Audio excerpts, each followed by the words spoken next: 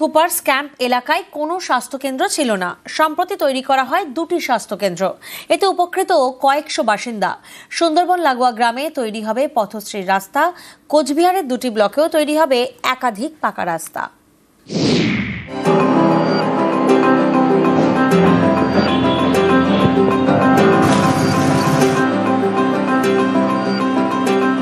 বারোটি ওয়ার্ড নিয়ে নদিয়ার Cooper's camp notified area authority পুরো নগর উন্নয়ন দপ্তরের অধীনে। এই কুপার্স ক্যাম্প এলাকায় এতদিন কোনো সরকারি স্বাস্থ্যকেন্দ্র ছিল না। চিকিৎসার জন্য যেতে হতো প্রায় 5 কিলোমিটার দূরে রানাঘাট মহকুমা হাসপাতালে।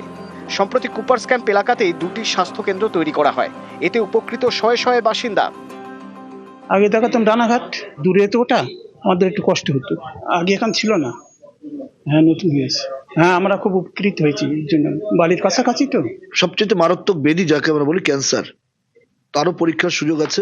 আমরা পৌরসভার ওন ফান্ড থেকে সেই ওষুধগুলো কিনে দিচ্ছি, যেটা বাজার থেকে মানুষকে কিনতে হয়। 15 থেকে 16,000 মানুষ এই পরিষেবার উপরে তারা নির্ভরশীল এবং পাচ্ছে।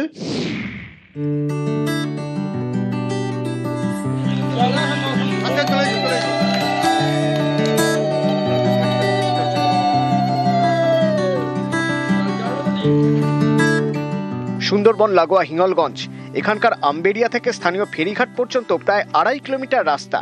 এই মাটির রাস্তায় এবার পিচ পড়বে।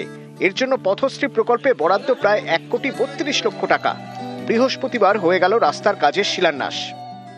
রাস্তাটা শুরু হয়ে গেছে, সেজন্য আমরা খুব আনন্দিত, সবার মনে খুব খুশি আছি। রাস্তাটা খুব সুন্দর হচ্ছে, আমড়ে থেকে 3 নম্বর ফেরিঘাট পর্যন্ত।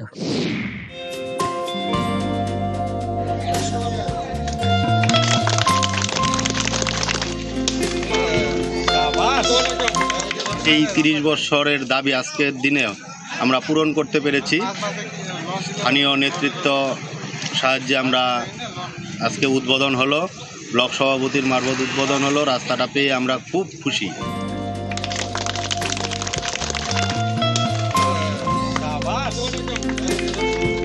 কোচবিহারের তুফানগঞ্জ 2 নম্বর ব্লক, এখানে রামপুর 2 নম্বর পঞ্চায়েতের জালধোয়া চৌপতি থেকে টাকুয়ামারি প্রায় 6 কিলোমিটার রাস্তা। স্থানীয়দের দাবি প্রায় 30 বছর ধরে এই রাস্তা বেহাল। অবশেষে মাটির রাস্তায় যাতায়াতের দিন শেষ। এবার পথশ্রী প্রকল্পে তৈরি হবে পাকা রাস্তা। এর জন্য বরাদ্দ করা হয়েছে প্রায় 2,98 লক্ষ টাকা। 35 বছর ধরে রাস্তা চলাফেরা আমরা যাইতে পারি নাই, জলকাদা ছিল। আজকে এই রাস্তা উদ্বোধন হইলো, আমরা খুব খুশি হইলাম।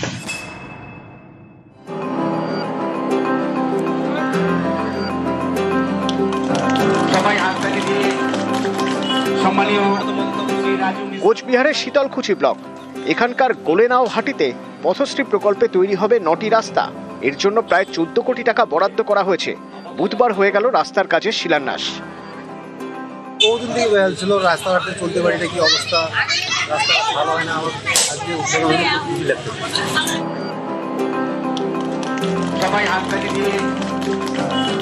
নিউজ 18 বাংলা।